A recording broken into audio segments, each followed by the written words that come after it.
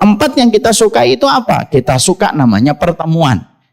Kita suka yang namanya kemudahan. Kita suka yang namanya kesehatan. Dan kita suka yang namanya kegembiraan. Tapi warna kehidupan tidak hanya apa yang kita sukai. Kehidupan itu juga berjumpa dengan empat warna yang tidak kita sukai. Ada perpisahan, ada kesulitan, ada kesedihan, dan ada rasa sakit yang pasti kita temukan. Makanya ketika kita memahami hidup kita itu ada tauhid dan akidah, bahwasanya hidup ini miliknya Allah, maka inilah yang menjadikan kita harus mengerti sekali lagi. Hidup itu bukan apa yang kita mau, tetapi hidup itu apa yang Allah gariskan untuk kita. Karena sekali lagi, kita itu tidak memiliki kehidupan kecuali Allah yang menggariskan. Dan kita juga harus paham, hidup itu tidak selalu anginnya itu menuju kepada yang kita inginkan. Kadang kita ingin ke utara, ternyata anginnya ke selatan. Terkadang kita ingin ke selatan, anginnya ke utara. Selamat datang di channel Tauhid Istiqomah. Semoga video ini bisa membawa berkah untuk kita semua. Amin. Bapak dan Ibu yang semoga Allah rahmati, semoga Allah berkahi. Tentunya kita senantiasa berharap semoga kita menjadi penuntut ilmu, tidak hanya mendapatkan keluarga nasab yang mempertemukan kita dengan bapak dan ibu, paman dan bibi kita. Tapi juga kita selalu berdoa, semoga teman-teman yang pernah kita bermain bersama mereka juga menjadi keluarga-keluarga kita. Terutama ketika usia senja sudah menyapa kita. Tentunya kita paham, keluarga dalam iman itu terkadang lebih besar manfaatnya daripada keluarga di dalam nasab. Kadang-kadang banyak orang bertengkar di dalam keluarganya karena masalah-masalah yang berkaitan warisan dan mungkin masalah memori di masa kecil yang tidak terlalu baik. Tapi kalau kita memiliki keluarga dalam iman, keluarga yang selalu menasihati di dalam kebaikan, terkadang justru memberikan efek kebaikan untuk kita di usia senja, jauh lebih baik dan jauh lebih besar daripada keluarga nasab. Abu Bakar itu punya saudara, tapi kalau kita mendengar kata Abu Bakar, yang paling identik di pikiran kita kalau menyebut nama Abu Bakar, pasti kita terlintas itu adalah Umar bin Khattab. Padahal Umar bin Khattab bukan saudara nasabnya Abu Bakar, bukan kakak, bukan adik. Menunjukkan kepada kita, keluarga iman itu ternyata terkadang jauh lebih mahal daripada keluarga yang bertemu dalam urusan nasab dan darah kalau tidak saling mengingatkan di dalam kebaikan. Makanya inilah yang menjadikan kita sangat bersyukur. Sebagai penuntut ilmu, bapak-bapak sudah melewati ribuan purnama. Dari angkatan 81 ya. Angkatan 88. Iya. Kelihatannya langsung pada protes semuanya. Langsung pada bangun dari tidurnya. Angkatan 88, Masya Allah ya. Angkatan 88 ternyata sudah SMA. Padahal saya 88 itu mungkin masih kelas 1 SD. Alhamdulillah saya juga bersyukur betul ketemunya itu sekarang ketika kita di Bekasi tahun 2023. Kalau kita ketemunya tahun 89, mungkin bapak-bapak jitakin saya ketika di pinggir jalan. Tapi saya bersyukur sekali memiliki pertemanan dan persahabatan dari bangku kuliah atau bangku SMA tahun 88 dan bertahan sampai tahun 2023. Kalau bukan Allah yang mempersaudarakan, tidak mungkin itu masih terjadi dan masih terjalin. Banyak sebab yang bisa menjadikan bapak berpisah. Banyak sebab yang bisa menjadikan bapak saling bermusuhan. Dan banyak sebab yang saling bisa menjadikan bapak bertikai. Tapi ternyata bapak dan ibu selalu memiliki alasan lebih banyak untuk senantiasa bersaudara. Itulah pentingnya kita, Pak. Kita ini kalau sesama muslim selalu memiliki 1000 alasan untuk berpisah. Tapi kita sebagai muslim harus memiliki 1001 alasan untuk terus bersama. Walaupun kita punya ratusan alasan untuk berpisah. Karena semangatnya kitabullah adalah semangatnya mempersaudarakan. Semangatnya sunnah itu adalah mempersaudarakan. Supaya kita senantiasa bukan hanya menikmati sholat. Bukan hanya menikmati tawaf, tapi menikmati persaudaraan. Kalau bukan karena Allah, persaudaraan itu tidak akan pernah terjadi. Semoga tahun-tahun politik juga tidak menjadikan kita bertikai. Grup boleh panas, tetapi kepala dan hati tetap dingin. Siapapun pilihan kita harus dipilih dengan hasil istikharah kita kepada Allah, karena menentukan masa bangsa. Tapi ketika kita berhadapan dengan orang yang terkadang pilihannya tidak sama dengan kita, saya berharap sekali semoga suasana politik ini tidak menjadikan kita subur untuk saling memusuhi. Siapapun Pak Presiden yang Bapak pilih nanti, yang menyolati Bapak, insya Allah bukan capresnya. Tetapi yang menyolati kita itu adalah teman-teman SMA kita, teman SMP kita, sahabat kita, tetangga kita. Janganlah capres menjadikan kita berpecah. Padahal kalau kita mati, saya tidak yakin itu capres itu akan mengunjungin Bapak untuk menyolati Bapak. Tapi yang menyolati Bapak adalah teman-teman yang kenal dengan Bapak. Makanya inilah yang menjadikan kita, kalaupun tahun politik, namanya persaudaraan itu tidak terpengaruh dengan tahun politik. Dan semoga kalaupun grup itu panas, kalau grup itu panas dengan berbagai macam komentar dan respon, mari sebelum kita menggunakan debat di dalam grup, kita harus tahu bahwasanya seorang muslim adalah memiliki hak untuk dicintai, walaupun terkadang bertemu dengan pilihan yang berbeda. Hari ini Pak, jujur saya mengatakan narasi permusuhan dan pertikaian itu sudah luar biasa. Terutama dalam konteks agama juga. Kita mendapati dalam konteks agama pun sama dengan konteks politik. Di dalam konteks agama itu kita mendapati setidaknya ada dua kubu besar kalau kita melihat pada konteks agama. Satu kelompok besar yang suka gampang membid'ahkan dan suka gampang untuk menyesatkan. Sehingga akhirnya perbedaan-perbedaan ijtihad di antara para ulama pun disikapi dengan kata sesat. Sebagian besar yang lainnya pun sama Pak. Gampang sekali untuk mengatakan kalimat wahabi, wahabi, wahabi kepada setiap orang yang berbeda pendapatnya dengan pendapat mereka. Kalau kita terus-terusan menyuburkan narasi permusuhan yang semacam ini, yang satu gampang mengatakan kafir dan sesat, yang satu gampang mengatakan wahabi, maka tidak akan pernah ada kata endingnya dan tidak ada kata finishnya Pak. Dan yang kita wariskan nanti kepada anak cucu kita itu adalah permusuhan Pak. Dan mari kita bayangkan, kalau sunnah saja tidak bisa mempersaudarakan kita, kalau agama Allah tidak bisa mempersaudarakan kita, terus apa yang tersisa yang bisa menyamakan kita dan mempersaudarakan kita, kalau itu bukan Allah dan Rasulnya? Semoga kita tetap saling bersaudara. Semoga tidak ada narasi pertikaian dan tidak ada narasi permusuhan. Angkatan 88 SMA 31 Jakarta. Karena sesungguhnya persaudaraan semacam inilah yang kelak tanpa kita sadari bisa memberi syafaat di hadapan Allah. Kalau ada di antara kita yang meninggal Pak, saya tidak tahu ya. Mungkin Bapak duluan atau saya yang agak akhiran gitu ya. Tapi kalau misalkan ada di antara Bapak yang meninggal dunia, Ibu meninggal dunia, lalu teman SMA-nya ikut mensolati, lalu ingat kebaikan kita, lalu kita mengatakan, dia laki-laki baik ya Allah.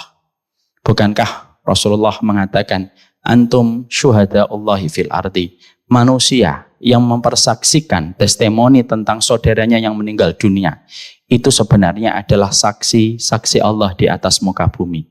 Dan itulah yang semangatnya kita harus suburkan. Kenapa kita disuruh baik sama tetangga? Kenapa kita disuruh baik sama teman? Kenapa kita disuruh ngomong yang baik kalau tidak bisa diam? Kenapa kita disuruh untuk tidak suudon kepada saudara kita? Kalau Bapak perhatikan setiap dalil sunnah tentang perintah itu, maka sesungguhnya message-nya itu satu, supaya kita tidak melukai dan supaya kita bisa menikmati persaudaraan di antara sesama muslim. Itulah yang kita harapkan. Saya masih ingat sekali Pak, dulu ketika saya kecil, ada yang dinamakan dengan kelompok MD dan kelompok NU. Saking begitu kencangnya bagaimana pada saat itu perselisihan. Dan alhamdulillah hari ini tuh sudah mereda Pak itu. Dan kita bersyukur itu. Walaupun akhirnya ada narasi-narasi yang lain. Kamu kalau iftitah baca apa? Allahumma ba'id. Nah ini MD. Kalau kamu iftitahnya baca apa? Kabiro. Nah ini NU. Yaitu NU. Kamu kalau subuh kunut atau tidak kunut? Saya tidak kunut, MD. Kalau kamu, saya kunut, NU Pak. Bahkan sampai pemateri saja terkadang itu dikenali dengan tata cara dia closing di dalam materi kajiannya. Kalau beliau menyebut wallahul muwaffiq ila aqwamit thoriq, NU. Kayak tadi Bapak, wallahul muwaffiq ila aqwamit thoriq. Tapi kalau ada pemateri yang menutupnya dengan wallahu a'lam bishawab, itu biasanya langsung komentarnya para jamaah, ini MD. Makanya ada ustadz tidak mau dikenali apakah dia MD atau NU. Dia menggabung wallahul muwaffiq ila aqwamit thoriq wallahu a'lam bishawab. Muridnya pada bingung ini NU atau MD.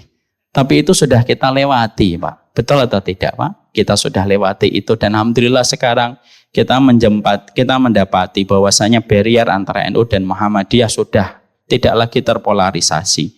Makanya semoga itu menjadi sebuah pelajaran besar untuk kita. Kalau itu pernah kita lewati, maka semoga tahun-tahun politik pun sama kita akan lewati.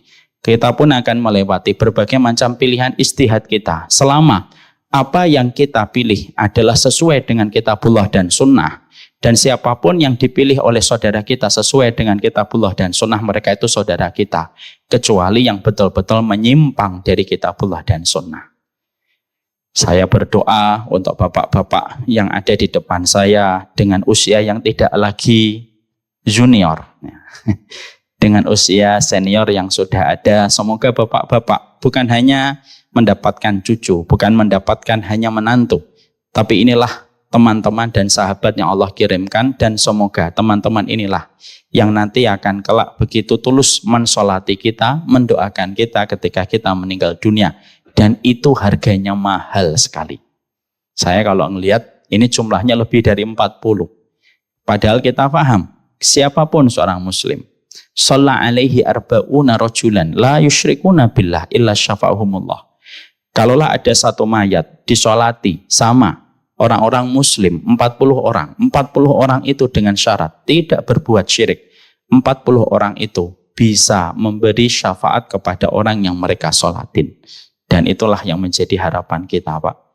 Maaf ya Pak, kalau kita mati hanya mengharapkan sholat kita, jujur. Sholat kita sering tidak khusyuk.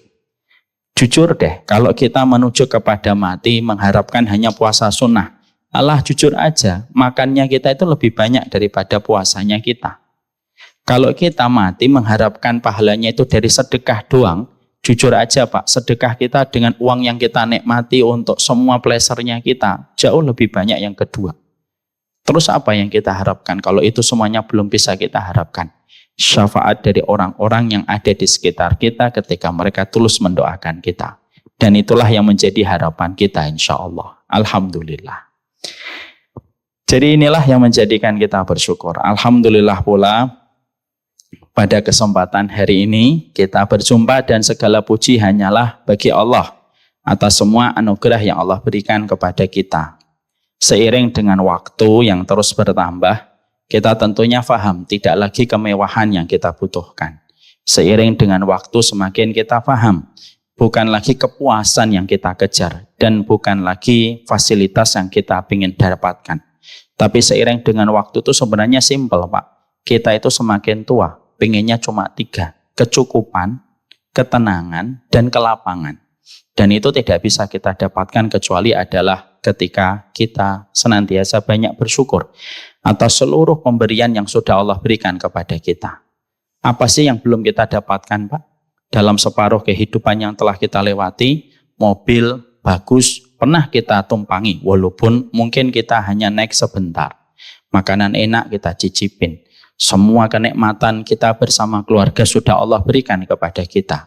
Tidak ada yang kita harapkan kecuali adalah kecukupan, kelapangan, dan kita mendapatkan ketenangan di dalam kehidupan kita. Dan itu tidak bisa kita peroleh kecuali adalah dengan kita banyak bersyukur. Syukur Pak akan memangkas penyakit besar dalam kehidupan di masa tua, yaitu adalah penyakit yang tidak pernah puas.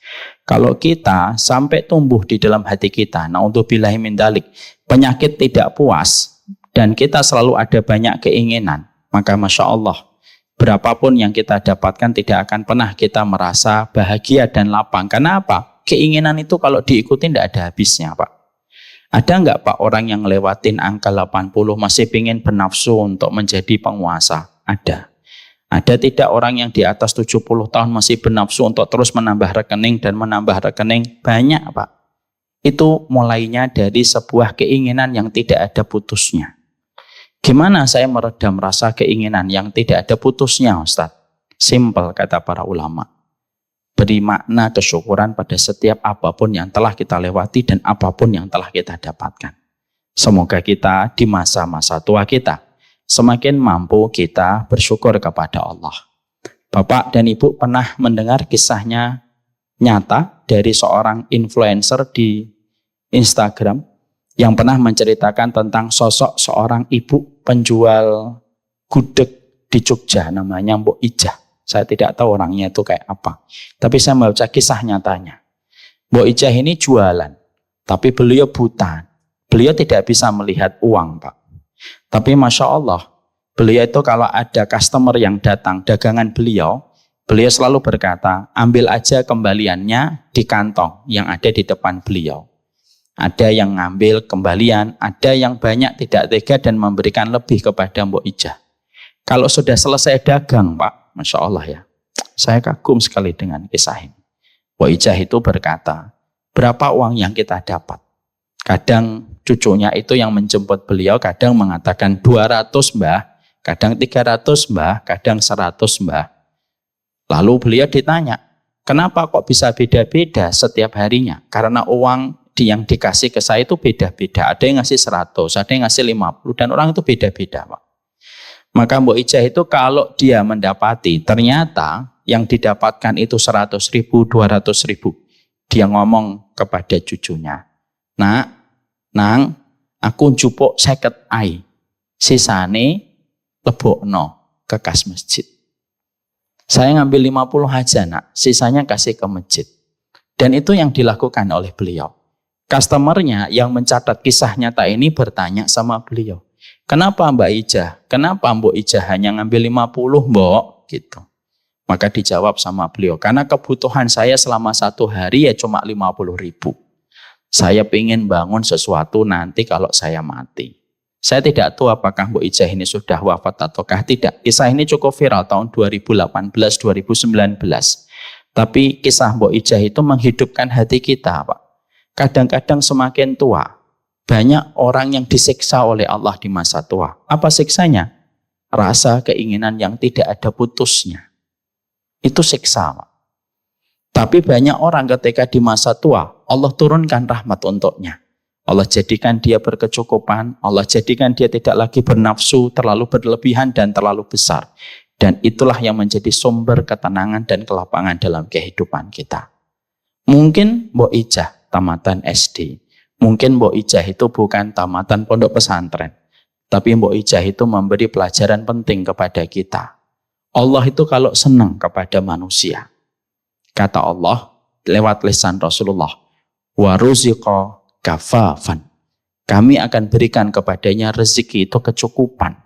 Dan cukup itu melebihi apapun dari seluruh perniagaan dan profit yang dimiliki oleh miliarder di atas muka bumi ini. Kenapa yang korupsi itu orang kaya, Pak? Karena yang kaya belum tentu cukup. Kenapa banyak yang miskin tetapi bersahaja? Karena yang miskin belum tentu kurang. Ya, karena sesungguhnya itu kecukupan itu hak prerogatifnya Allah, Pak. Dan hanya Allah berikan kepada hamba yang betul-betul mencari kecukupan itu. Mana Ustadz dalilnya kalau kecukupan itu hak prerogatifnya Allah, Ustadz? Loh, kita apa enggak baca surat At-Tolak ayat yang keempat? Wa may yatawakkal 'alallah fa huwa hasbuh. Allah itu kalau mendapati seorang manusia sudah nyandarno, nyalehno. Tahu nyalehno, Pak? Yaitu bersandar dia sama Allah, fa huwa hasbuh, maka ya Allah yang mencukupinya. Dan itulah harga mahal dari sebuah harga kecukupan, dan itu dimulai dari kita, Pak. Semoga dengan tumbuhnya uban, semoga dengan keriput yang datang, Allah semakin menjadikan kita hatinya berkecukupan dengan seluruh ikhtiar kesyukuran yang terus kita berikan. Semoga bapak-bapak dan ibu di sini selalu diberikan kecukupan. Amin. Saya kira materi ini cukup segini aja. Alhamdulillah. Semoga Allah jadikan kita bersyukur.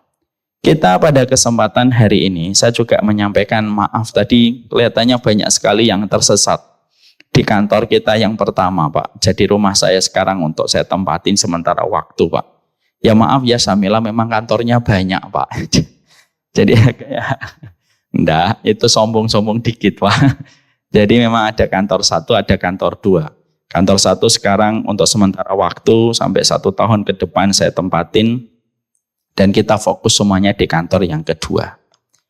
Kita pada kesempatan hari ini akan menyampaikan sebuah materi. Materi kita adalah sebagaimana kemarin kita ngobrol dengan ibu-ibu Pak. Karena kemarin kan panitianya ibu-ibu yang datang. Bapak kemarin datang ya? Enggak ya? Sebelumnya nggih. Nggih, bulan puasa beliau datang, Masya Allah. Beliau ini semangat sekali, luar biasa. Dulu ketua kelas ya Pak? Atau oh juara umum ya? Atau jangan-jangan ketua OSIS dulu? Istrinya juga satu angkatan SMA atau beda sekolah? Oh beda Pak, iya. Berarti Bapak hanya tebar pesona tapi nggak mendapatkan jodoh. Nggak laku atau Bapak yang milih-milih. Sekarang karena kemarin ada beberapa materi yang diajukan. Saya kemarin sempat mengajukan materi bagaimana menghabiskan sisa hidupmu. Tapi ada beberapa hal. Karena saya diberitahu oleh beberapa ibu-ibu bahwasanya ada di antara bapak dan ibu yang sedang ditakdirkan sakit. Ada pula yang kemarin wafat. Betul ya? Muslim yang wafat ya Pak. Allahumma firlahu warhamhu wa'afihi wa'afu anhu. Masya Allah ya Pak, itulah kehidupan. Yang sakit kadang-kadang hidupnya lebih panjang daripada yang sehat, dan yang sehat kadang-kadang hidupnya lebih pendek daripada yang sakit. Dan itulah yang namanya sakit yang merupakan bagian dari proses kehidupan. Ya tentunya saya menyampaikan tidak pernah lupa Pak. Umur 40 itu lonceng yang pertama kematian sudah diperdengarkan. Kalau 50, lonceng kematian yang kedua sudah diperdengarkan. Maaf ya Pak, Bapak sudah 2 kali. Alhamdulillah saya masih 1 Pak. Tapi yang 1 belum tentu lebih panjang daripada yang 2 ya kan. Dan kalau sudah melewati 60 itu lonceng kematian yang ketiga. Dan kata para ulama sedikit sekali yang melewati lonceng yang keempat. Itu menunjukkan betapa cepatnya dan betapa pendeknya waktu yang berjalan pada kehidupan kita. Sebelum saya sampaikan kajian, mungkin Bapak dan Ibu bertanya, kenapa sih Ustadz umur kita diberikan pendek? Ini jadi satu pertanyaan saya Pak. Ketika saya mendapati ibu yang saya cintai meninggal dunia pada usia 69 tahun. Saya bertanya di dalam hati dan pikiran saya, kenapa sih umatnya Nabi Muhammad itu tidak sepanjang umur umatnya Nabi Nuh? Kan enak kalau panjang. Jadi kita puas sama bapak kita, puas sama ibu kita, puas sama keluarga kita. Pertanyaan simpel, sederhana dari seorang anak manusia ketika baru saja kehilangan orang yang beliau cintai. Saya cari-cari itu Pak di kitab Pak. Dan ternyata saya menemukan beberapa penjelasan para ulama. Para ulama lalu menerangkan untuk kita Pak. Kenapa umur kita diberikan oleh Allah pendek? Umur Nabi 63 tahun.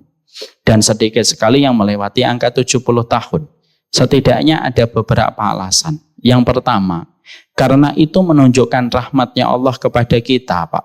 Supaya pada kehidupan kita kalau kita mendapatkan ujian, ujiannya itu tidak panjang.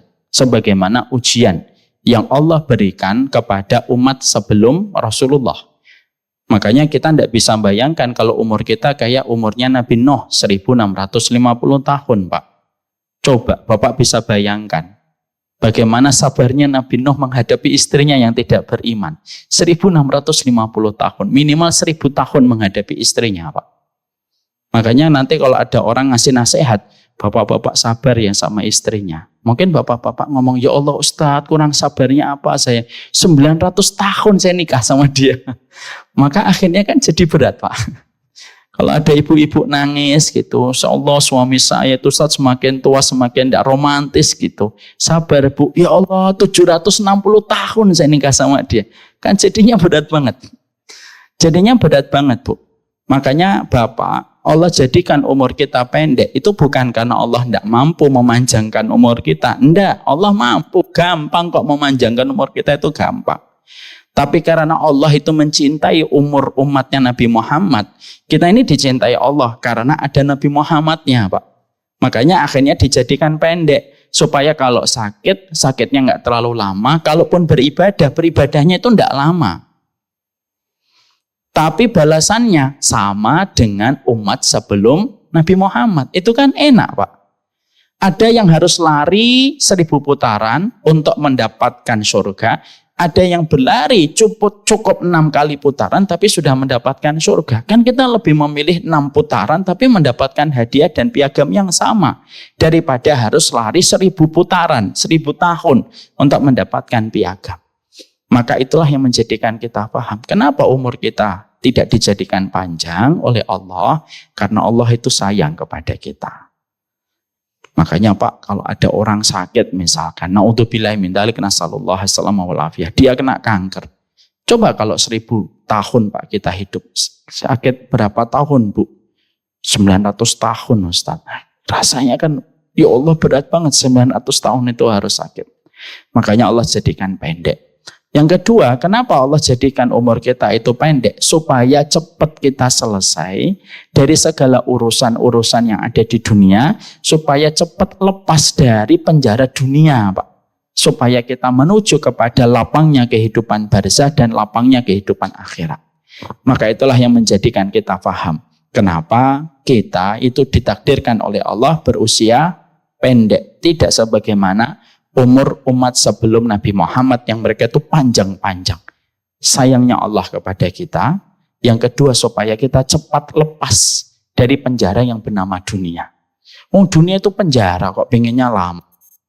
Orang itu biasanya kalau pulang itu kan biasanya senang Pak. Coba Pak, ingat gak waktu SD? Sekian puluh tahun yang lalu ketika Bapak SD, ya saya masih belum lahir gitu ya. Kalau kita SD itu kan kita punya kebiasaan yang sama Pak. Kalau tiba-tiba kakak kelas kita sudah berbisik-bisik, hari ini pulang pagi karena ada rapat. Senang atau tidak senang? Senang Pak. Loh pulang kok pulang itu fitrahnya senang. Makanya kalau kita dipanggil oleh Allah pulang, ya senang mau pulang kok.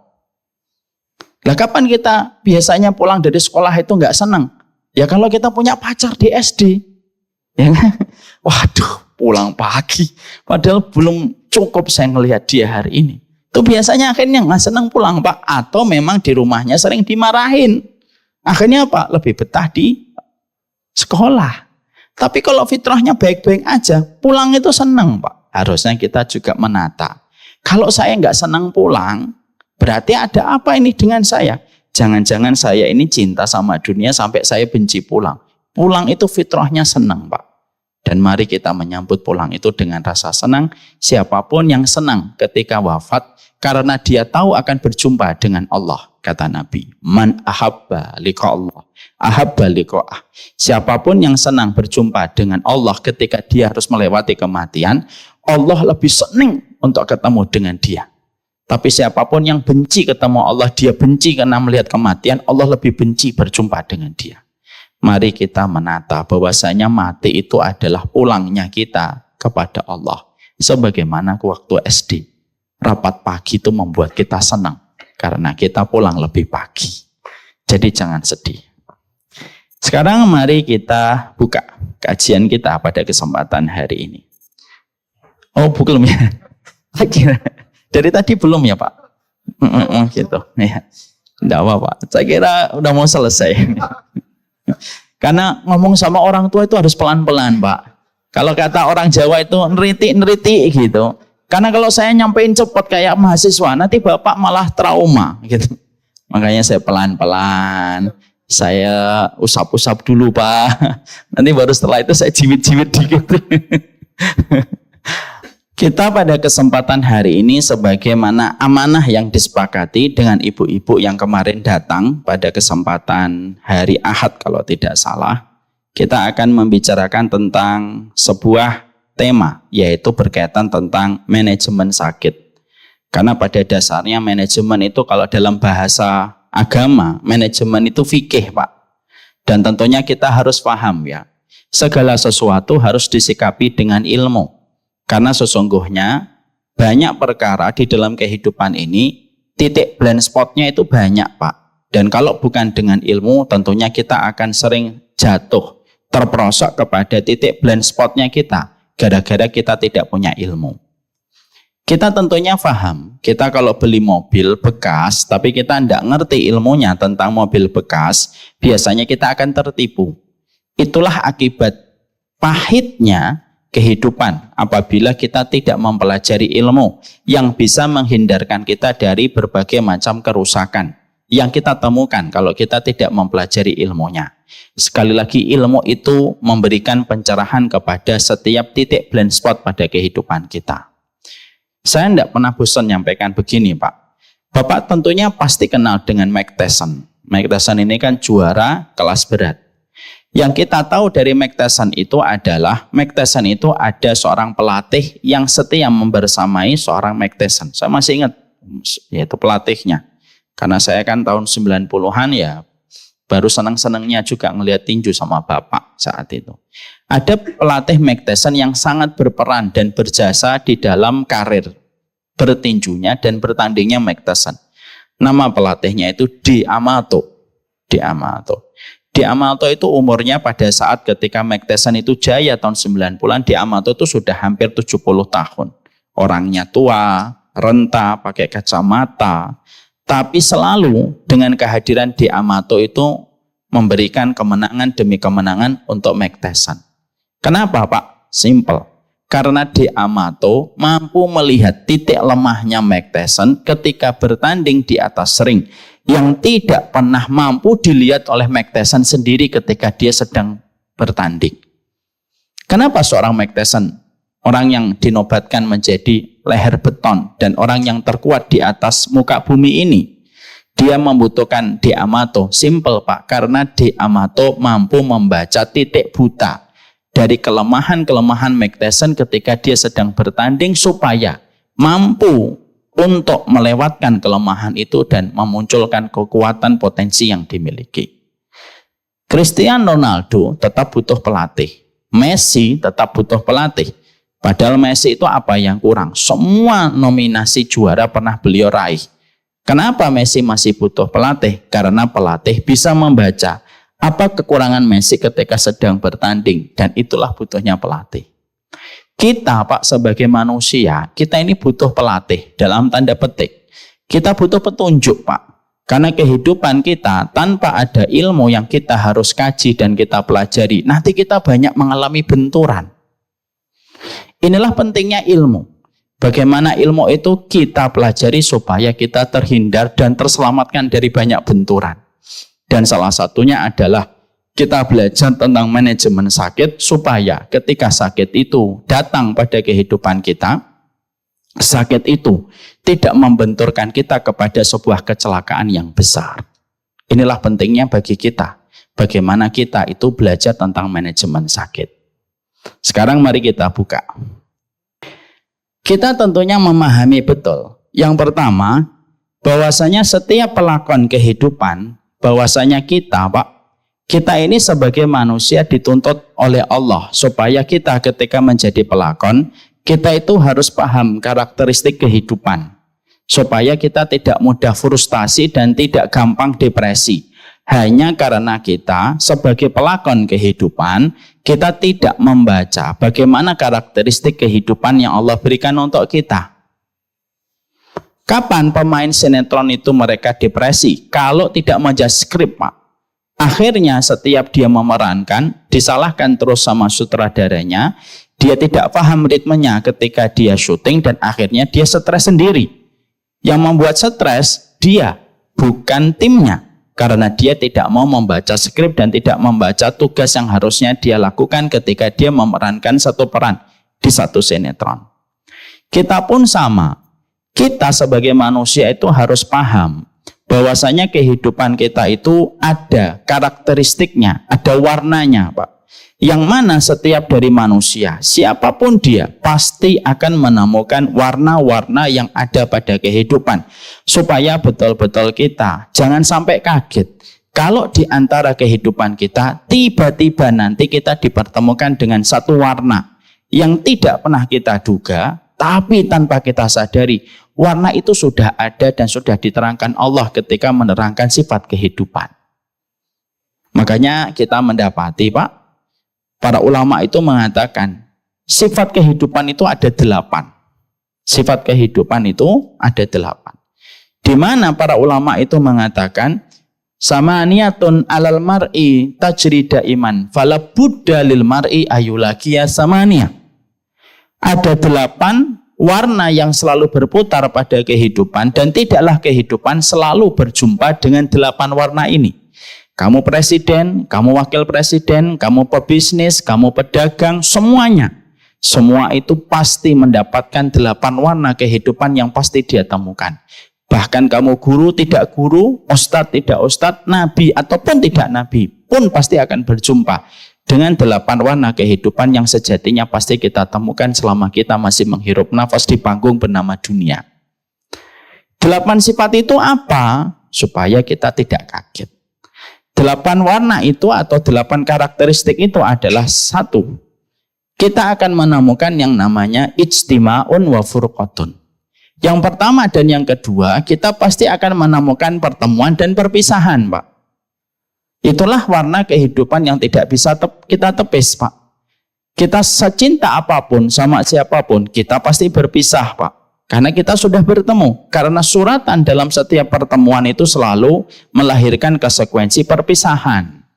Kamu cinta sekali sama ibumu, kamu harus siap. Pertemuan itu akan berjumpa dengan perpisahan. Hari ini kamu merasakan hangat tangan ibumu yang kamu peluk. Satu waktu kamu akan merasakan tangan itu menjadi kaku. Dan kamu harus menaburkan tanah di atas jasad ibumu. Karena kehidupan itu cuma 2. Kalau bukan kamu yang menaburkan tanah, kamu yang ditaburi tanah sama orang yang kamu cintai. Dan itu merupakan bagian dari warna yang tidak bisa kita nafikan dan tidak bisa kita dustakan. Inilah Pak, pertemuan dan perpisahan. Biasanya kalau bertemu, condongnya itu gembira. Tapi kalau pisah, itu rasanya begitu berat. Tapi itu merupakan konsekuensi dalam kehidupan. Istima'un wa furqatun. Yang ketiga dan yang keempat, kehidupan itu pasti akan mempertemukan kita dengan namanya sururun wa huznun. Kesenangan dan pasti berjumpa dengan kesedihan, Pak.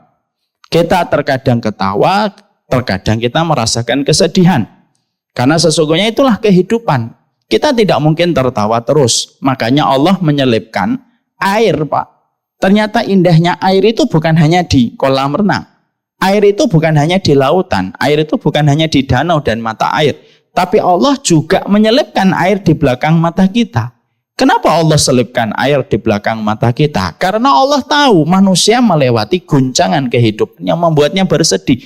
Dan sedih itu butuh ekspresi. Ekspresi kesedihan itu akan menjadi lega dengan tetesan air mata. Karena apa? Hidup pasti berjumpa dengan kesenangan dan kesedihan. Makanya terkadang kita ketawa, Pak. Dijadikan muka kita tidak kaku sebagaimana triplek. Kenapa? Ya karena kita ketawa.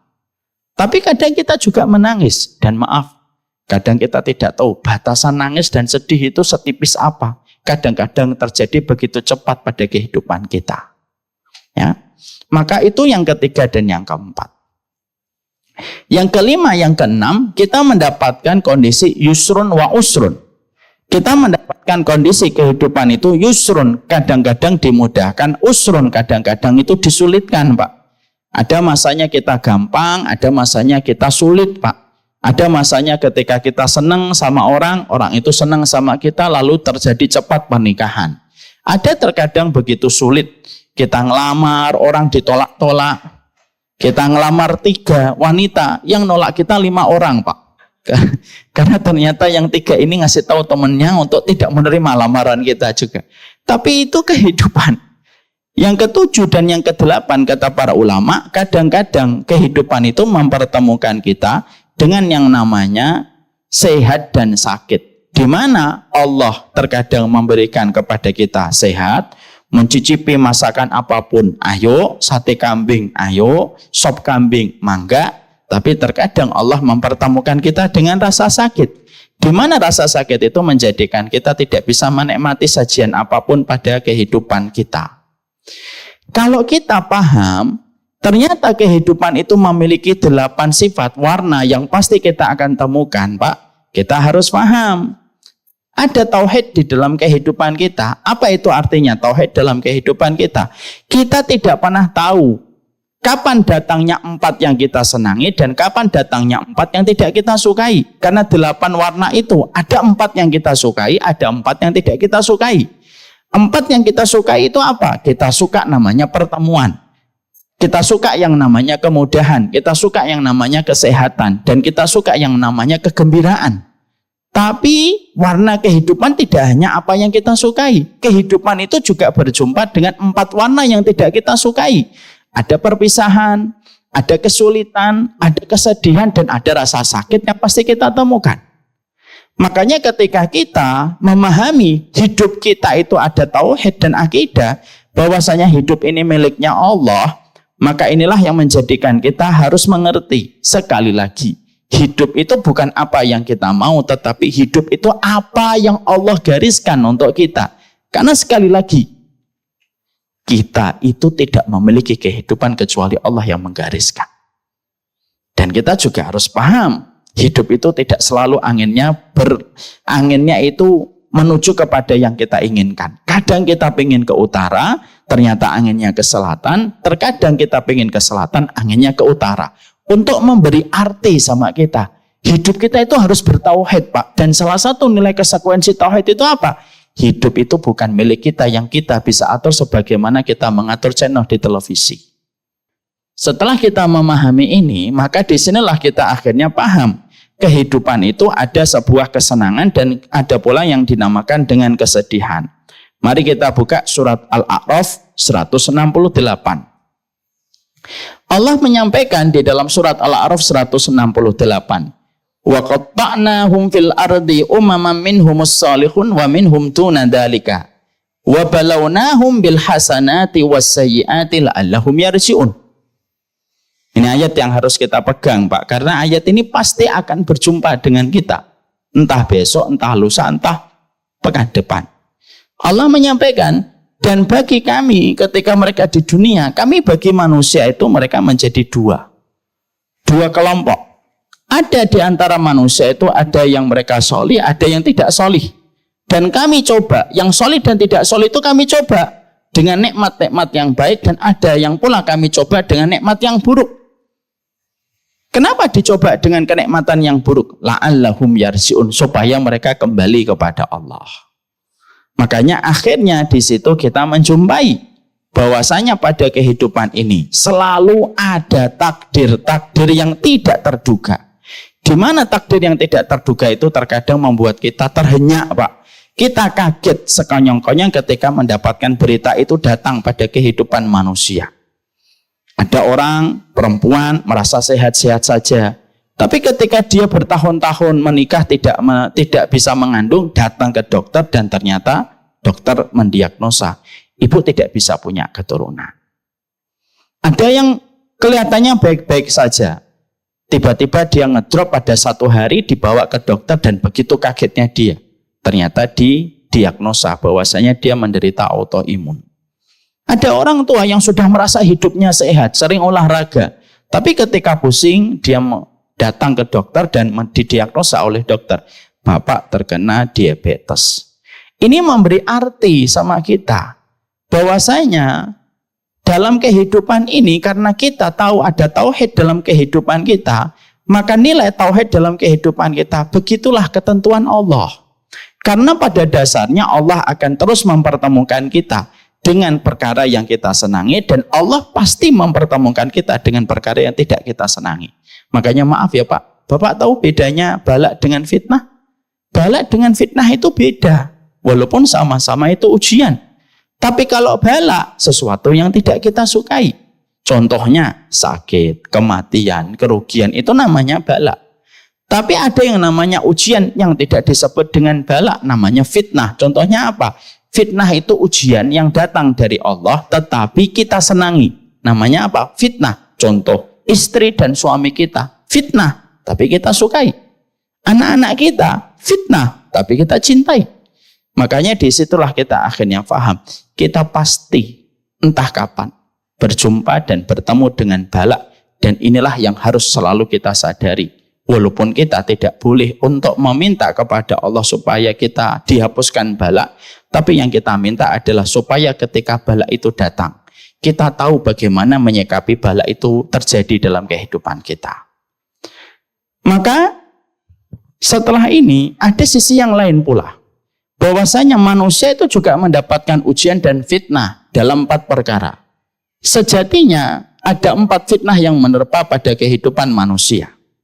Yang pertama, manusia itu nanti mendapatkan fitnah itu dari dirinya sendiri, Pak. Kadang-kadang dia sakit. Itu sebuah kepastian, Pak. Rasulullah itu kurang sehatnya apa dan pola hidupnya apa di dalam kehidupan beliau. Tapi beliau pun ketika di usia 60 tahun, ketika diracun oleh Zainab bintul Haris, ketika makan daging yang di dalamnya ada racun, itu berdampak kepada Nabi ketika beliau merasakan sakit. Ada manusia yang pasti dia mendapatkan fitnah pada dirinya sendiri. Ada yang kedua, Pak, ada orang yang mendapatkan fitnah pada kehormatannya. Artinya bahwasanya kadang-kadang ada orang, Pak, ngelihat bapak benci, ngelihat ibu benci. Bahkan kadang-kadang tidak kenal saja, dari kejauhan mereka membenci bapak dan ibu, lalu menjatuhkan kehormatannya. Karena kita harus paham, tidak setiap orang yang berjumpa dengan kita, mengenal kita dari kejauhan, tidak semuanya itu memiliki hati yang ridho untuk kita.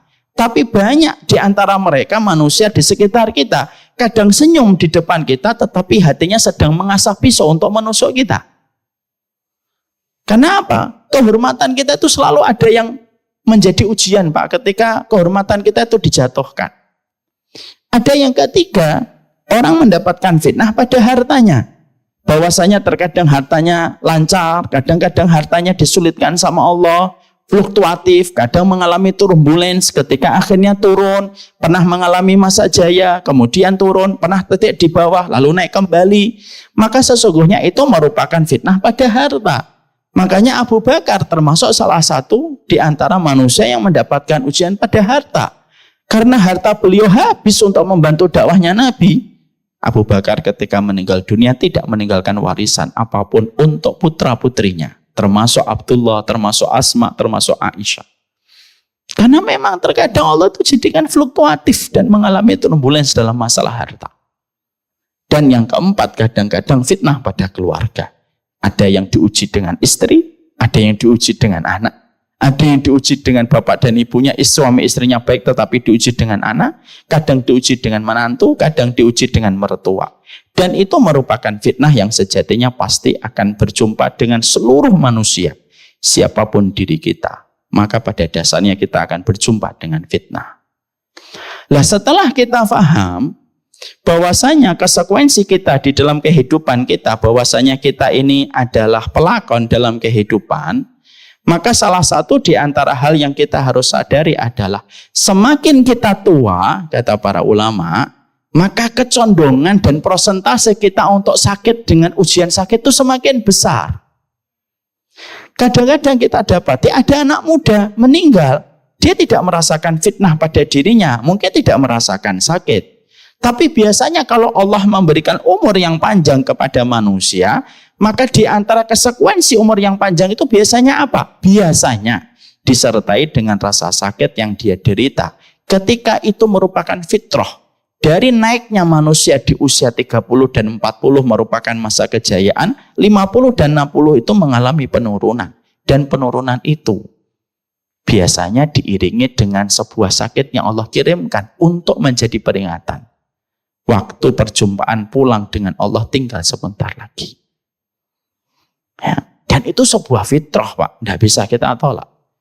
Ada salah laki-laki penduduk surga namanya Sa'ad bin Abi Waqqas. Beliau itu hidupnya sehat, Pak. Kalau makan, dia pastikan makanan itu bersih dan halal, baru beliau makan.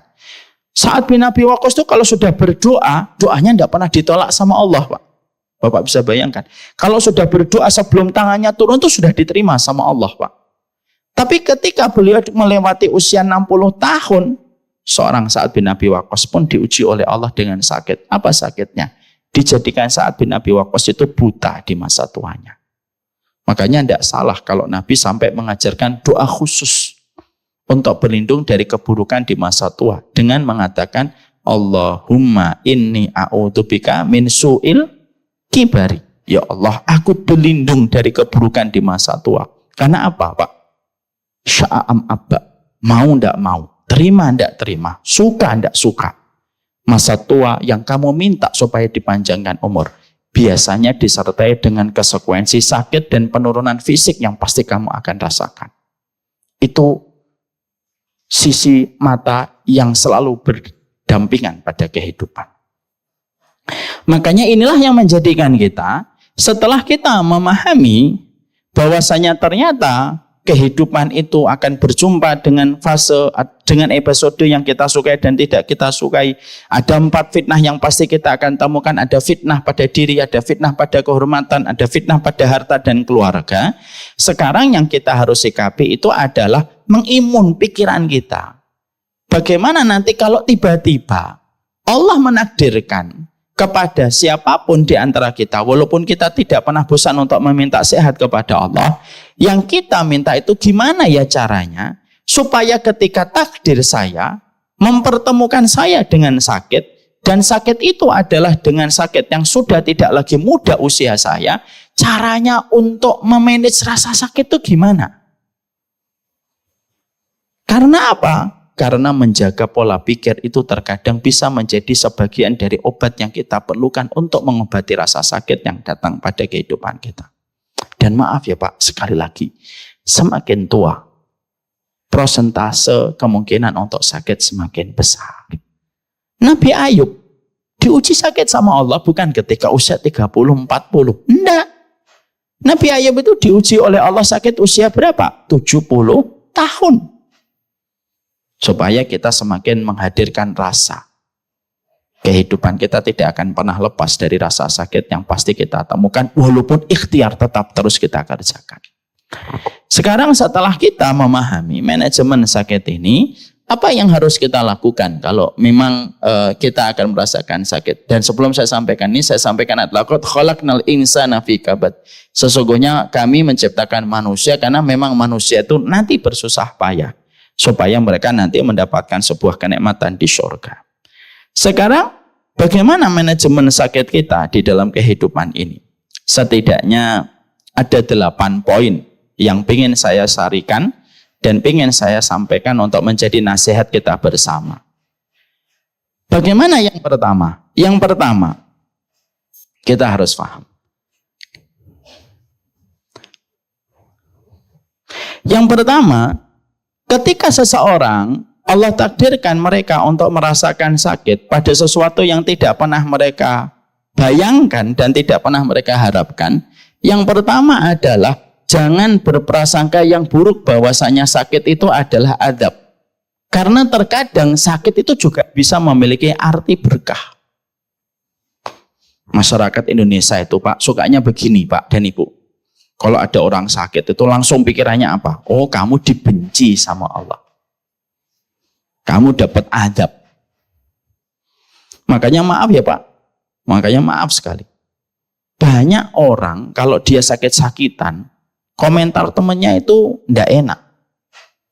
Kemarin tipes. Sebelumnya DB. Sekarang autoimun. Dosamu itu apa sih? Sakitmu terus-terusan. Padahal yang kita harus miliki yang pertama yang cukup penting itu apa? Kita harus paham. Ketika seseorang itu dalam kondisi mereka itu diberikan sakit oleh Allah. Sakit oleh Allah itu bukan berarti itu azab. Maaf ya Pak, kadang-kadang sakit itu berkah Pak. Kenapa sakit itu bisa dikatakan berkah? Karena berapa banyak orang yang sakit justru itu menjadi titik tolak dia untuk balik kepada Allah dan bertobat. Di mana justru ketika sehat dia tidak pernah balik sama Allah.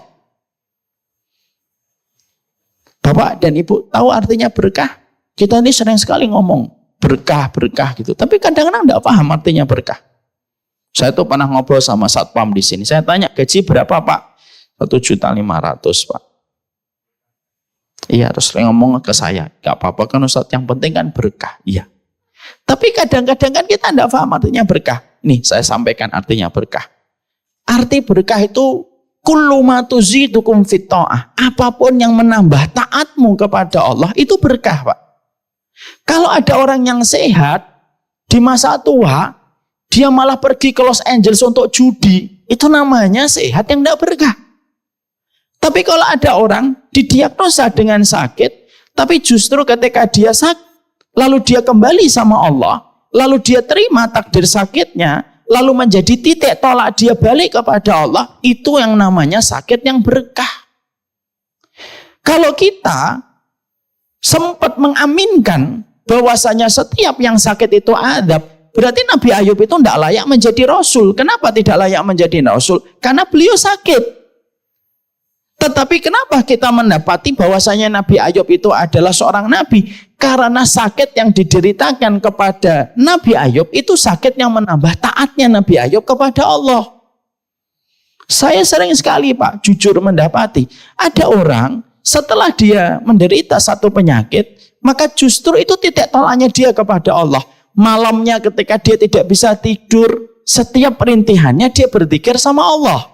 Setiap rasa sakit yang dia terima, maka dia beristighfar kepada Allah. Di mana kadang-kadang orang ketika mereka diberikan oleh Allah kelapangan, justru dia tidak berzikir kepada Allah. Kenapa? Nikmat itu kayak gula dan nikmat itu kayak glukosa, Pak. Semakin manis, semakin melalaikan, Pak. Tapi kadang-kadang sakit itu kayak jamu. Kadang pahit, tapi memberi kebaikan untuk kita, Pak. Maaf ya, Pak. Bapak kalau di kamar, tidurnya, terus AC-nya dingin, kasurnya empuk, selimutnya lembut, susah bangun, Pak. Tapi kalau pas kamar kita, AC-nya mati, qadarullah bocor, malah kita tidak tidur dan malah terkadang mudah kita untuk tahajud. Kenapa? Memang manusia itu punya kecondongan. Kalau diberikan kenikmatan itu terkadang lupa. Analogi sederhananya sebagaimana gula, Pak. Gula itu dicicipin manis terus tanpa dia sadari ngerusak bagaimana peredaran darahnya. Dan kita paham, Pak, gula, diabetes itu ummul marad. Yang namanya diabetes itu dikatakan para ulama, gula itu merupakan, kata para ulama ya, hari ini, dikatakan apa? Sumbernya segala penyakit kronis itu ada di gula. Makanya akhirnya kita jumpai, kalaupun engkau sakit, jangan lalu kamu berprasangka, saya ini kena adab. Enggak. Bisa jadi iya, tapi bisa jadi tidak. Tapi intinya kalau kita menderita satu penyakit itu apa? Sesungguhnya itu takdir Allah, supaya kita betul-betul paham bahwasanya itu tidak selalu menjadi sebuah adab selama sakit itu menambah taatnya kepada Allah. Saya dapetin ada seorang ibu di Jakarta Barat, Pak. Beliau akhirnya kembali sama Allah, menata hidupnya, kompas hidupnya menuju kepada Allah ketika salah satu ginjalnya sudah tidak berfungsi. Saya mendapati kisah Ali Banat di Australia, orang yang beliau asalnya berkecukupan, lapang, semua barang yang dia miliki mahal-mahal. Sampai dia didiagnosa dengan kanker, Pak. Akhirnya beliau berubah total kehidupannya. Kenapa? Manusia itu terkadang. Kalau mereka itu diuji dengan penyakit, lalu dia kembali kepada Allah. Kembalinya manusia kepada Allah itu merupakan berkah. Ya, dan maaf ya Pak, ada orang yang mereka itu masuk surga gara-gara penyakit. Ketika penyakit itu disabari olehnya, walaupun dengan ini kita tidak boleh minta, ya Allah kasih saya penyakit, jangan. Mana ada orang yang masuk surga gara-gara penyakit? Bapak dan Ibu nggak pernah baca hadis riwayat Muslim? Ada perempuan datang kepada baginda Nabi lalu berkata, ini usra ya Rasulullah. Ya Nabi, saya ini kena penyakit ayan. Ayan saya sering kambuh. Mbok didoakan ya Nabi supaya saya itu disembuhkan sama Allah. Perhatikan jawaban baginda Nabi SAW. Aku akan memberikan kepada kamu dua. In syi'ti da'uti ayashfiyaki. Kalau kamu mau saya doakan, insya Allah kamu sembuh. Tapi kalau kamu mau, sabar, bagimu surga. Lalu wanita itu berkata, saya memilih yang kedua ya Rasulullah. Selama sakit yang saya terima ini dengan kesabaran nanti membuahkan surga untukku. Insya Allah. Akhirnya beliau berpisah dengan Nabi. Baru beberapa langkah Pak, dia balik lagi. Tapi satu ya Rasulullah, aku minta, apa lagi yang kamu minta? Ya Nabi, kalau penyakit ayanku lagi kambuh, Kadang-kadang itu auratku tersingkap kemana-mana. Dan aku malu kalau auratku tersingkap. Masya Allah ya Pak. Wanita mukminah dulu itu, kalau auratnya tersingkap ketika tidak sadar aja malu Pak. Kalau wanita hari ini tuh kan sadar sesadar-sadarnya membuka aurat. Gitu. Maka perempuan ini lalu bilang, boleh nggak ya Rasulullah, saya terima sakit ayan saya, tapi dengan satu kondisi yang saya minta sama Allah. Semoga kalau ayanku kambuh, Allah nutup auratku. Dan Allah tidak perlihatkan auratku. Lalu Nabi mengaminkan, amin. Wanita ini Pak, setelah kumpul dengan Nabi, setelah berjumpa dengan Nabi pulang, ayannya sering kambuh Pak. Yang ajaibnya, separah apapun kambuhnya, tidak pernah sama sekali kelihatan auratnya. Sampai beliau meninggal dunia, dan ketika meninggal dunia mendapatkan apa yang dijanjikan oleh Rasulullah, surga untuknya. Kita di situ Pak, tidak bisa kita mengatakan bahwasanya kalau kamu sehat, berkah. Kalau kamu sakit, tidak berkah. Belum tentu. Makanya akhirnya yang harus dibangun pikiran pertama. Kalau ada orang yang mereka sedang sakit, maka beritahu kepadanya. Kalau sakit mau menambah taatmu kepada Allah, maka sesungguhnya sakit itu bisa jadi adalah merupakan bagian dari sebuah keberkahan. Dan ini merupakan sesuatu yang harus dibangun di dalam pola pikir orang yang mereka itu sakit. Ya, ini yang pertama. Makanya maaf ya Pak, manusia itu kalau memang dikasih nikmat terus Pak, nanti lama-lama lupa dan apa akhirnya? Dia benci mati Pak. Tapi kalau manusia diuji dengan berbagai macam ujian yang mengguncangkan, disitulah dia ingat kembali bahwasanya dia tidak jatuh cinta kepada dunia dan dia menanggapi kematian itu dengan lapang. Karena tahu kematian itu akan mempertemukan dengan nikmat yang besar. Sambilkan contoh sederhana. Ada orang gali sumur.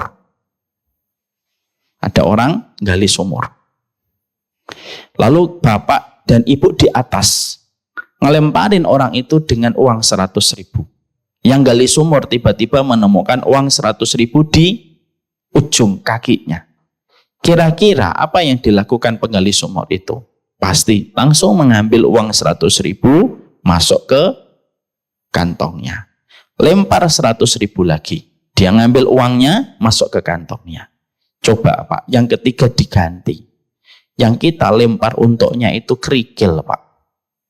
Kita arahkan itu ke kepalanya, kita paskan itu. Lempar agak kenceng Pak. Kena kepala, kelotak gitu. Kira-kira ngambil kerikil atau ngelihat ke atas Pak? Lihat ke atas. Siapa yang lempar saya? Manusia kadang dilempari 100.000, 200.000, 300.000. Lupa ngelihat ke atas. Tapi sekali dikasih sakit, barulah jujur. Hatinya yang kecil dan rapuh berkata, ya Allah, kok tiba-tiba kanker ya Allah. Pada saat dia lirih mengucapkan, meminta tolong sama Allah, itu berarti merupakan bagian berkah Allah mengundang dia supaya kembali kepadanya. Itu yang pertama Pak. Jadi mari kita bersihkan dulu pikiran kita yang jelek-jelek sama orang sakit itu. Sakit ini, makanya dulu kamu nakal sih di SMA. Baru ngerasain kan akhirnya, ya usah gitu. Saya dulu korban kenakalanmu gitu. Kamu punya geng sukanya dulu ngebully saya. Tidak usah gitu. Sekali lagi sakit itu tanda Allah supaya orang itu balik kepada Allah. Yang kedua, apa yang kita lakukan kalau kita mendapatkan bahwasanya sesungguhnya sakit itu kita harus dapatkan. Allah sejatinya ngirimkan gelombang kebaikan dengan terbahasnya dosa pada kehidupan dengan sakit yang diterima Pak. Orang kalau sakit itu sebenarnya Allah itu sedang mengirimkan mesin cuci Pak.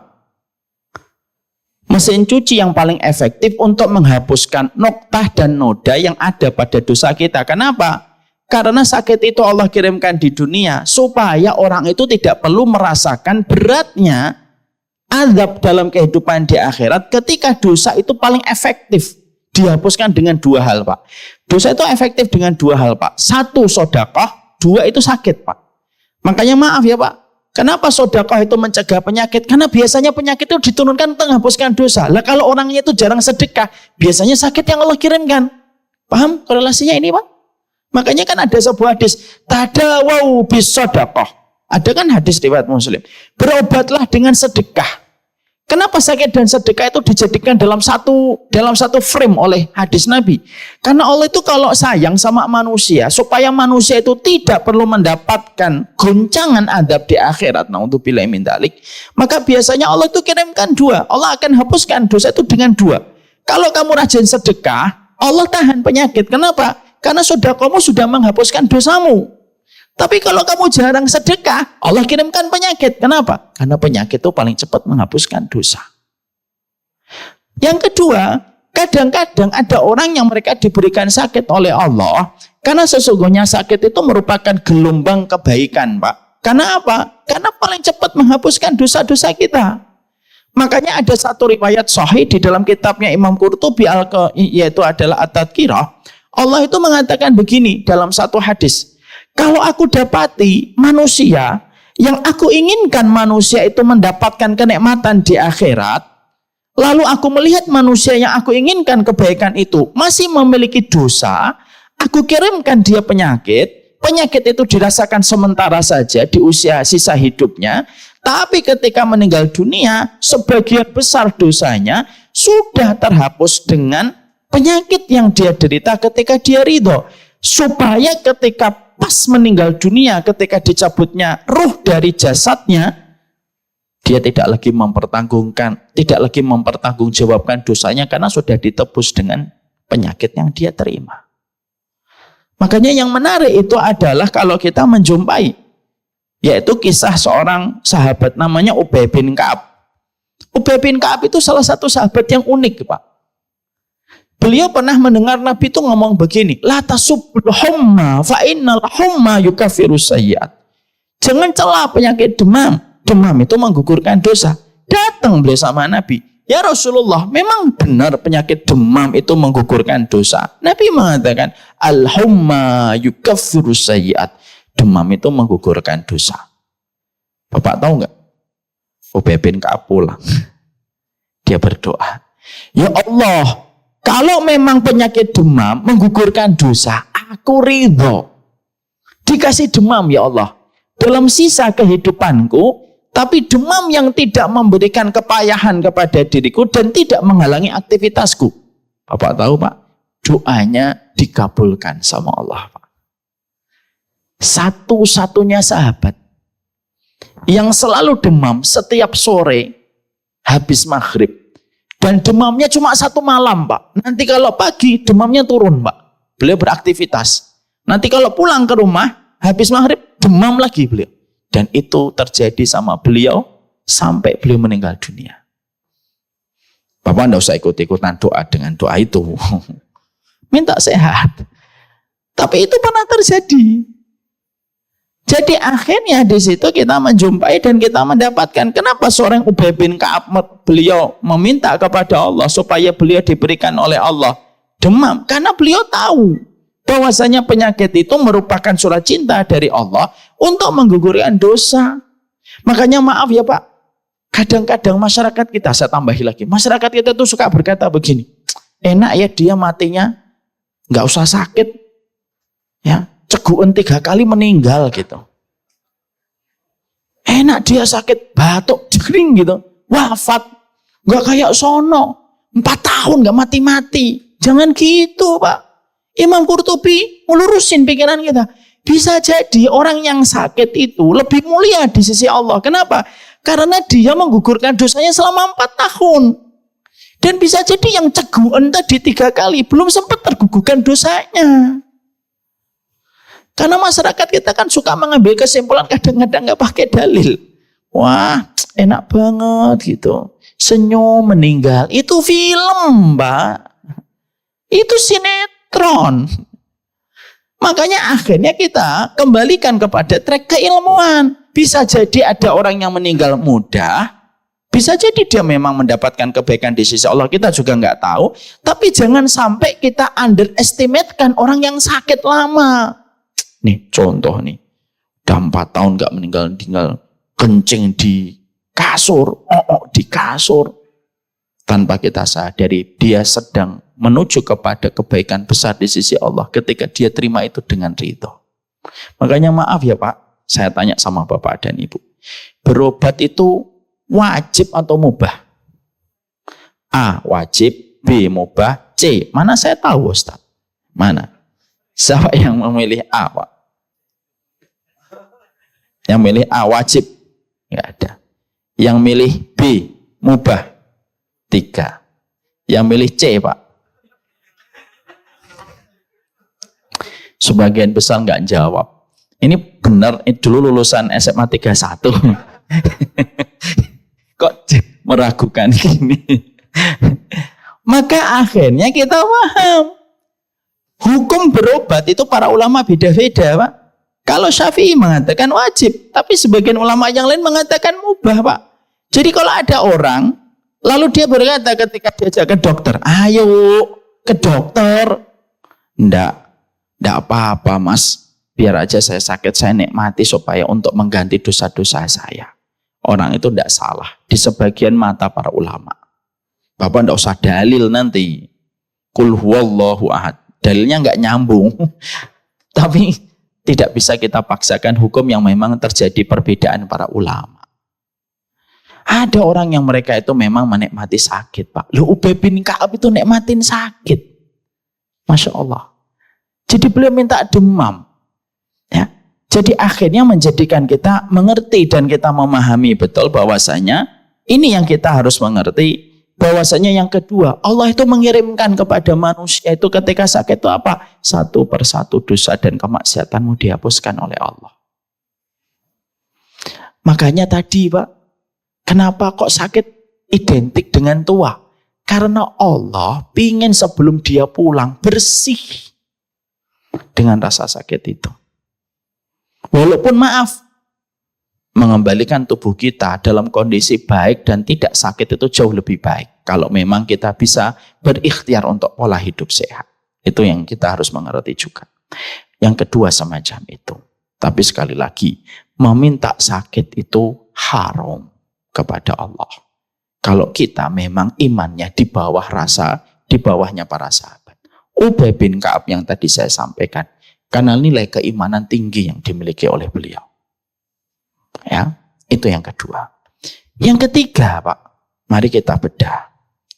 Yang ketiga, membayangkan betapa nikmatnya kelak di akhirat. Saya kan sudah sering menyampaikan kepada seluruh jamaah dan seluruh para penuntut ilmu. Manusia nanti, Bapak dan Ibu, ketika nanti di surga dibagi menjadi 2 kelompok besar dan 2 golongan besar. Ada yang namanya ahlul afiyah, ada yang namanya ahlul musibah. Sekali lagi Pak, dalam riwayat Ibnu Majah, manusia nanti ketika di akhirat itu dibagi menjadi 2 kelompok besar. Ada ahlul afiyah, ada ahlul musibah. Ahlul afiyah itu siapa Ustadz? Yang jarang kena ujian dan tidak menderita banyak penyakit ketika di dunia. Itu namanya ahlul afiyah. Dari kata afiyah. Ada yang kedua yang disebut dengan ahlul musibah.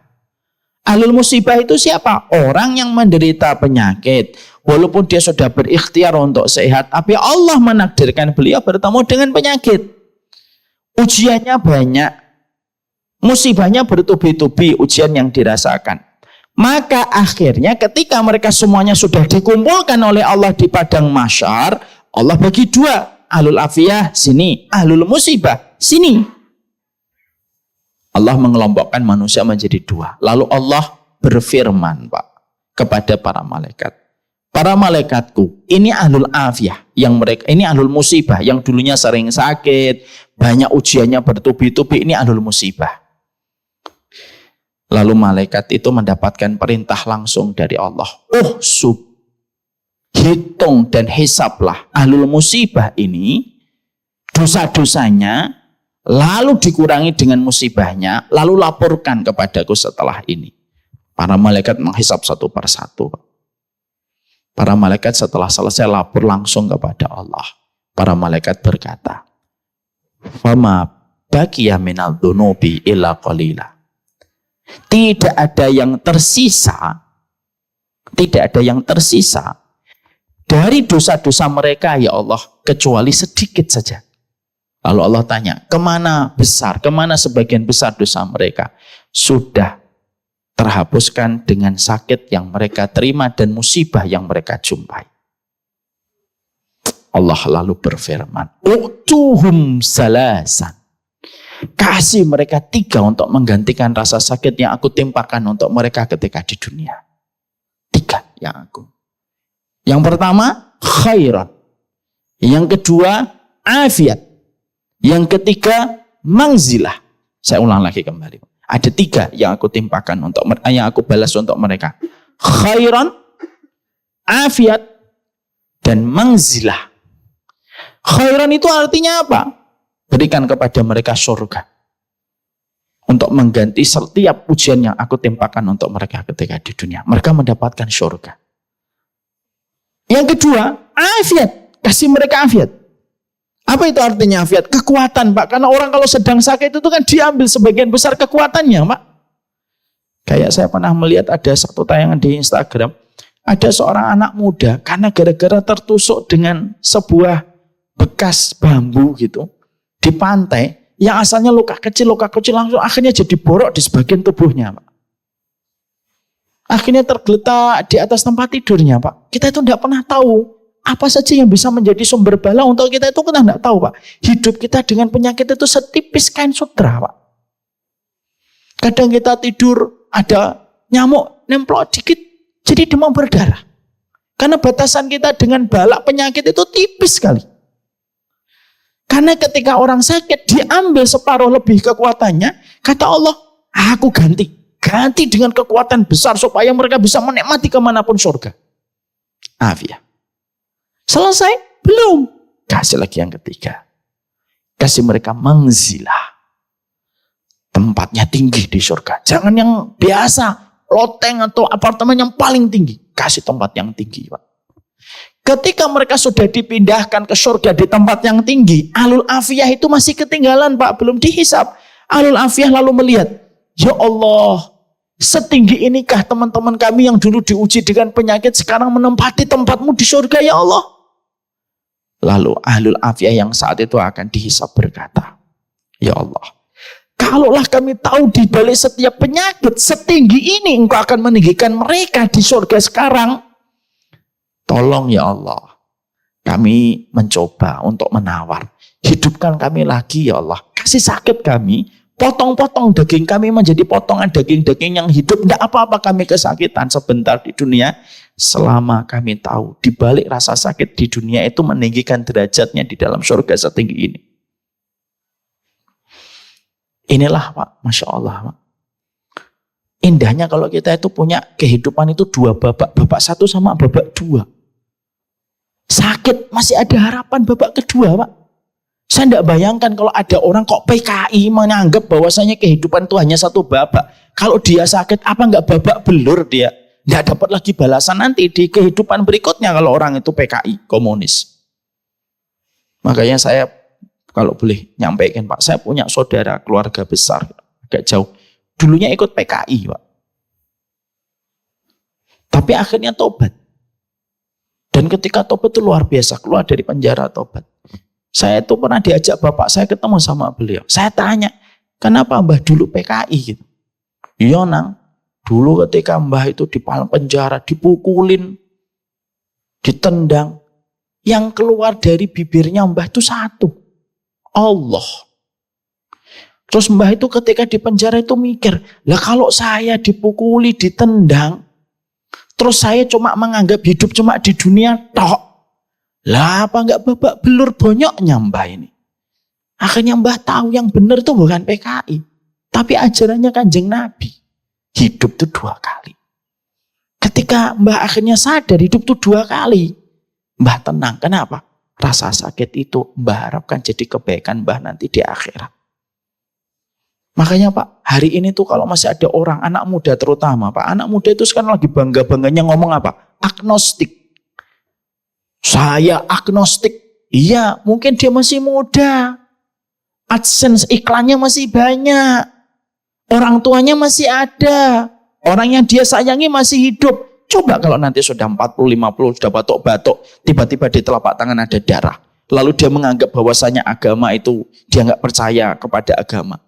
Terus harapannya terus ditempahkan ke siapa? Makanya akhirnya iman kepada hari akhir itu menenangkan, Pak. Makanya kenapa iman itu selalu disebut mangkana yu'minu billahi wal yaumil akhir. Kenapa iman itu selalu disebutkan oleh Nabi, iman kepada Allah dan iman kepada hari akhir?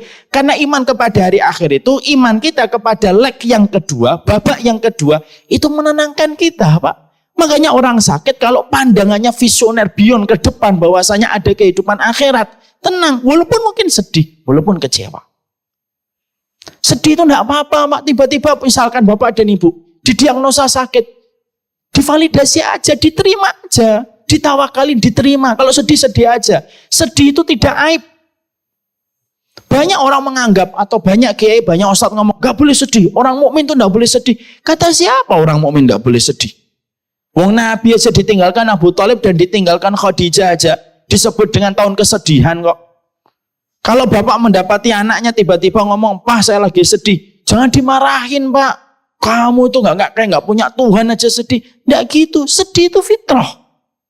Tapi ketika kita sedih dengan rasa sakit yang Allah berikan kepada kita, tidak menjadikan kita lupa ada balasan besar di akhirat. Kenapa? Kita beriman kepada dua babak ketika beriman kepada Allah. Babak satu dan babak yang kedua. Coba Pak, kalau Piala Champion dua babak itu kan selalu kita itu enak melihatnya. Wah, Barcelona kalah leg 1, tapi masih ada leg 2. Kondisi bisa berubah. Kenapa? Iya, tuan rumah pula. Gitu. Karena akhirnya kita jadi ada harapan. Itulah enaknya kalau kehidupan itu kita imani dengan hari akhir.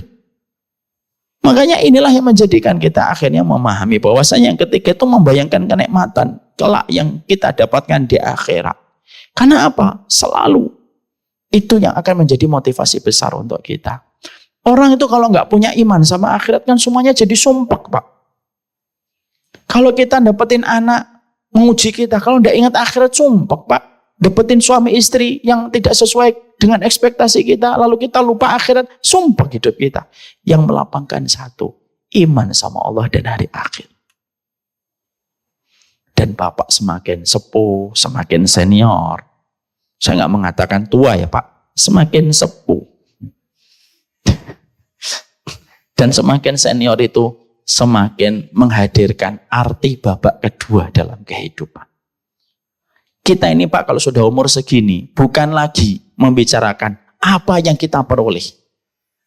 Tapi kalau sudah kayak bapak-bapak gini itu yang dibicarakan itu apa yang akan kita bawa.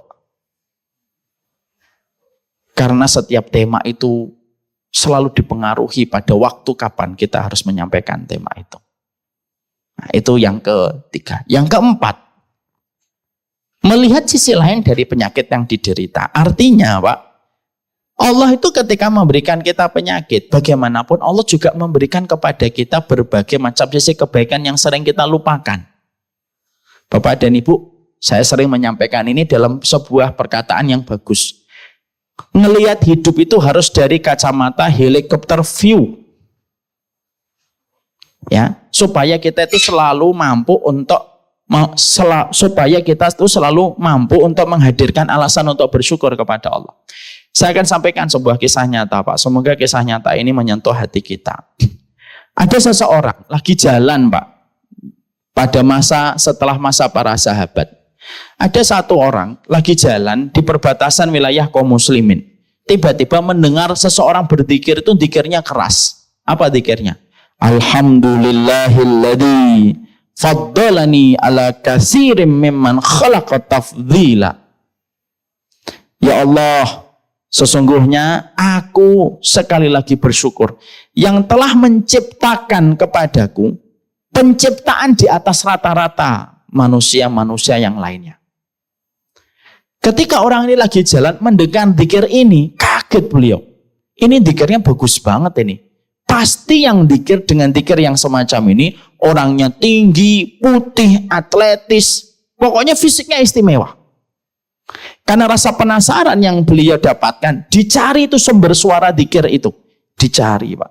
Bapak tahu siapa yang ditemukan oleh beliau yang mengucapkan dzikir itu? Yang mengucapkan orang di pinggir pantai, ditemani kemah yang sudah sobek-sobek, matanya buta, tangannya buntung, kakinya cacat.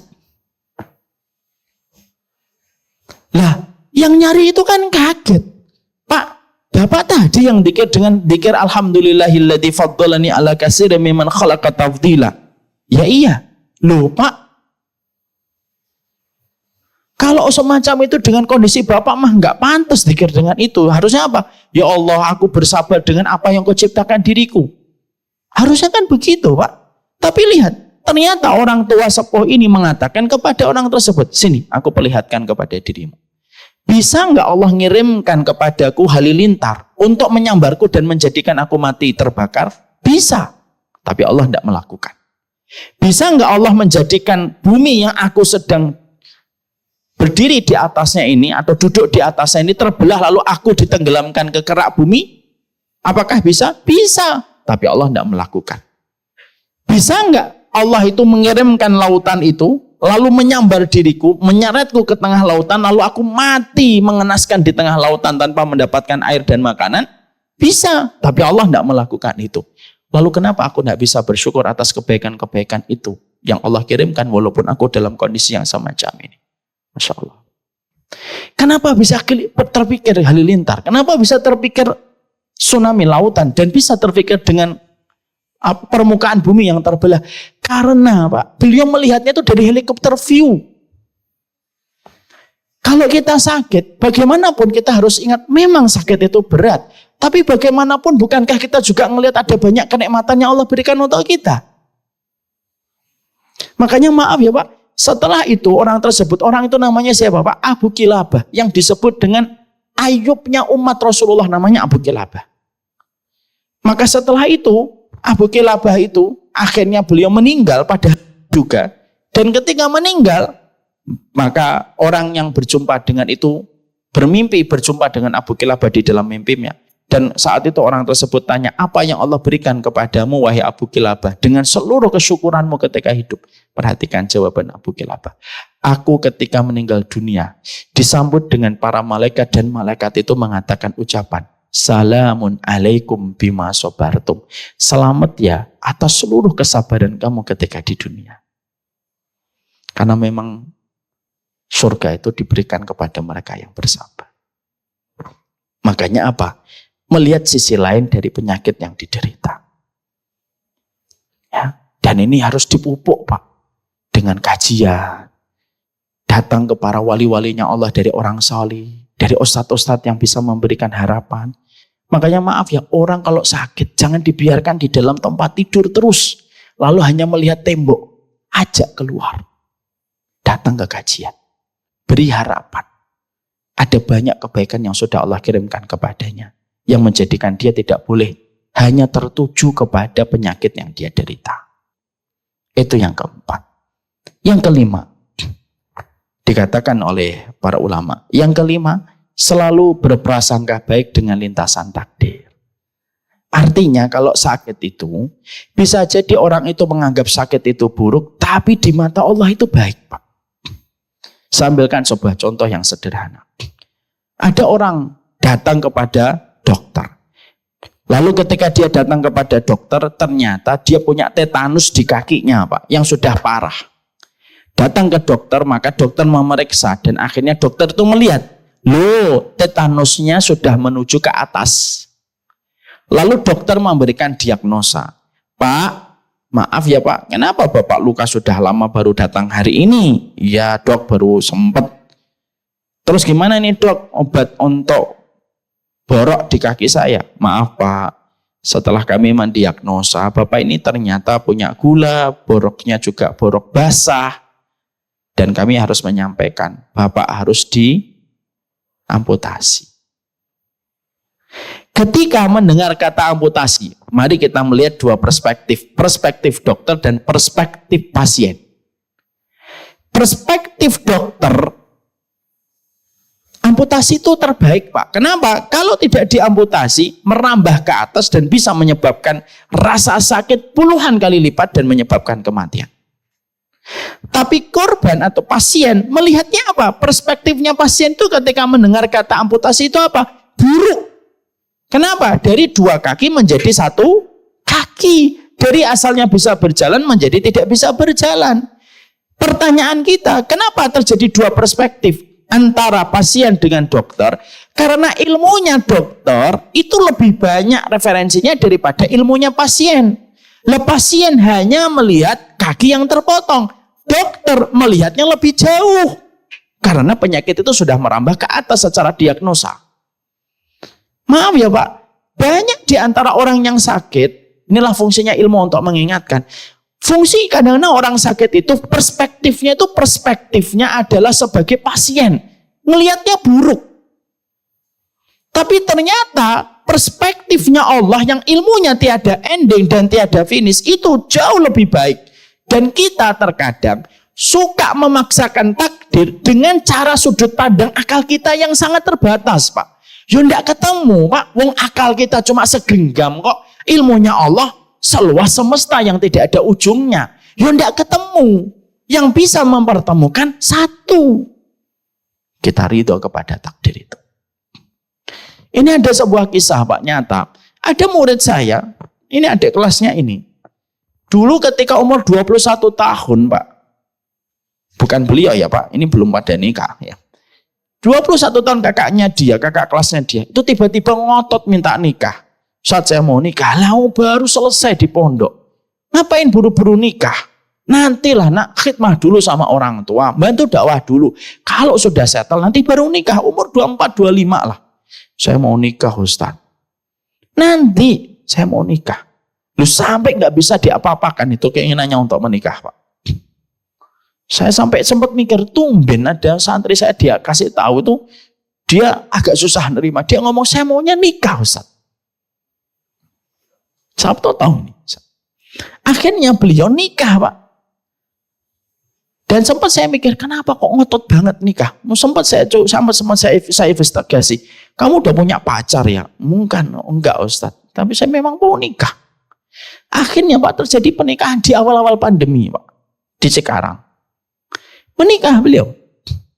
Maka setelah terjadi pernikahan saya sudah melanjutkan kehidupan. Dia dengan kehidupan juga masih di sini. Tiba-tiba Pak ternyata pertanyaan saya terjawab setelah beberapa bulan. Apa yang terjadi? Dia menikah, betul-betul yakin mau menikah dan tidak bisa sama sekali diundurkan. Ternyata 3 bulan atau 4 bulan setelah itu, bapaknya kena stroke di Sumatera. Jatuh, dirawat di rumah sakit 2 hari, 3 hari, meninggal dunia. Baru aja bapaknya meninggal dunia, ibunya dibawa pulang ke kampung asalnya di Jawa. Tidak sampai 2 bulan setelah itu, ibunya tiba-tiba malam pusing, subuh meninggal dunia. Setelah itu saya baru akhirnya mendapatkan, oh hikmahnya ini. Beliau punya adik 4 Pak. 2 perempuan masih kecil-kecil, kelas 3 SD, kelas 2 SD. Yang 2 laki-laki Pak. Akhirnya saya baru tahu hikmahnya. Oh hikmahnya, Allah yang memaktabkan hatinya untuk nikah. Kenapa? Allah tahu betul. Nanti bapak ibumu meninggal.